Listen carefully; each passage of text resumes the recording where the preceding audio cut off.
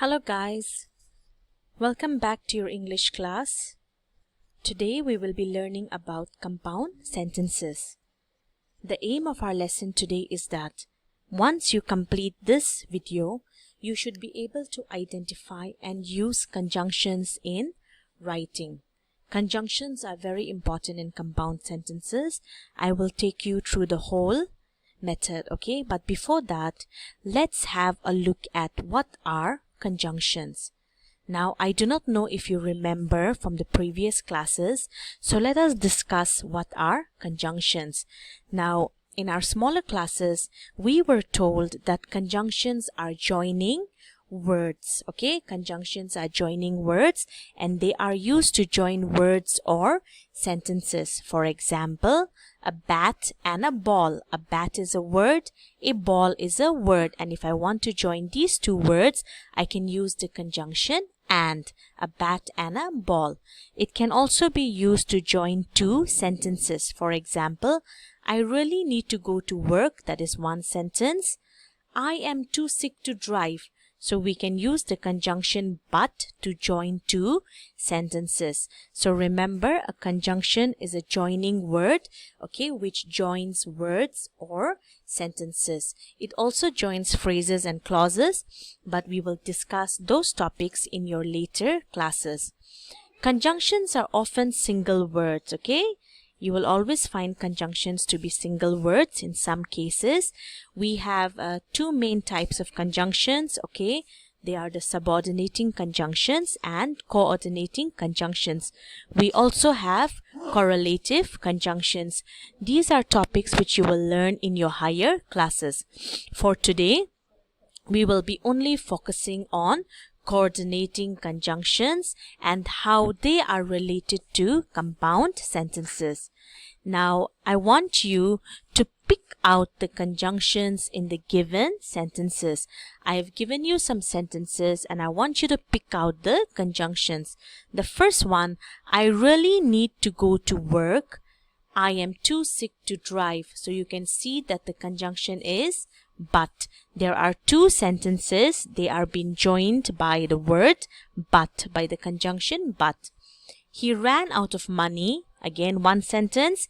He had to stop playing poker. Another sentence, joined by so.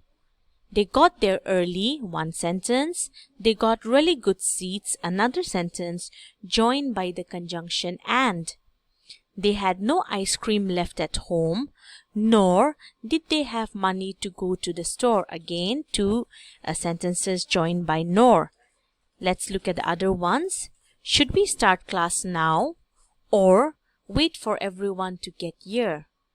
Cats are good pets for they are clean and are not noisy. We have never been to Asia, nor have we visited Africa. He didn't want to go to the dentist, yet he went anyway. So you can see that there are two sentences, okay, and they are joined by conjunctions. Now, if you notice, these conjunctions are known as coordinating conjunctions. Okay, if you find it difficult to remember coordinating conjunctions, you can just remember the word fanboys. Okay, just remember fanboys. I think I've already discussed this in grade 4. Okay, fanboys. So F stands for, A is for and, N is for nor, B is for but, O is for or, Y is for yet, and S is for so. So fanboys, okay, these are your coordinating conjunctions. Now, when do we use fanboys? So if I want to use the conjunction so for, okay, look at the sentence. I have to find a new job for I am employed. So why do you need to find a new job? Because you are unemployed, okay? So we use for over here. And the conjunction and becomes in addition to. So I have one dog and 3 lovebirds. So if you want to add some more items to whatever you have, you will use the conjunction and. Nor. Nor means not. Neither Mark nor Mary were at the school yesterday. But means, however, I go to work on Sundays, but I don't go to work on Saturdays. Or, okay, it's another word for either. Does Clark have any brothers or sisters? Yet, it's another word for but. I really wanted my son to study at university, yet he left the school. So is another word for therefore. My daughter is very smart, so everybody likes her. So you can see how fanboys help you to write sentences. Okay, these are conjunctions, and these are also known as coordinating conjunctions.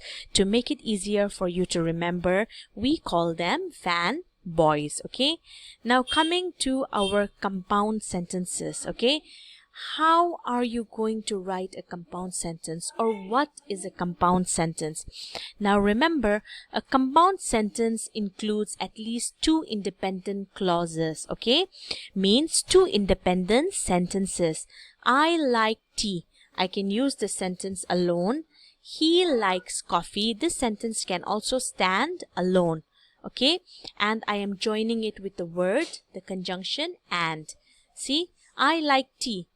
It makes proper sense. It has a subject, that is I. It has a verb, that is like, and it has tea, which is the predicate, okay, or the object.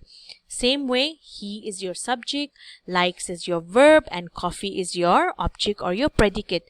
So remember, two sentences, okay, which can stand alone or which can be used alone, okay, these form a compound sentence.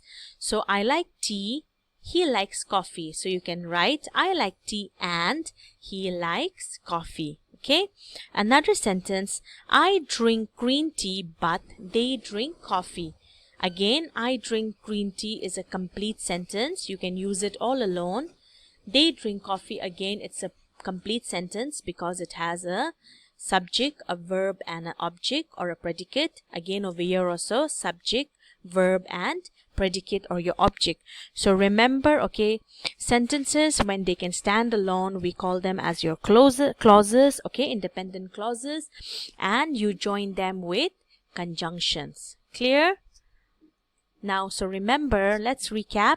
What is a compound sentence? A compound sentence has at least two independent clauses, okay? That means two proper sentences. It should have a subject, a verb, and a predicate or an object. Let's look over here. I really need to go to work. A complete sentence. I am too sick to drive. Again, another complete sentence, and I'm joining it with the conjunction but. I am counting my calories. Again, a proper sentence. Yet is your conjunction. I really want dessert. That is again a proper sentence. So remember, in a compound sentence, we will have two sentences which will stand alone, okay? And they are joined by the fanboys, the conjunctions, okay? So remember, your fanboys, okay, are for and, nor, but, or, yet, and so. Now, another very important thing is using punctuation in a compound sentence.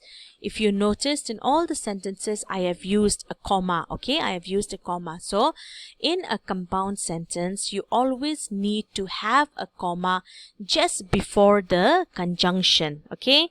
You need to have a comma just before the conjunction. For example, Mary doesn't like cartoons because they are loud, okay? This is a full sentence, so she doesn't watch them. Now, can you see this comma over here? It is in front of the conjunction.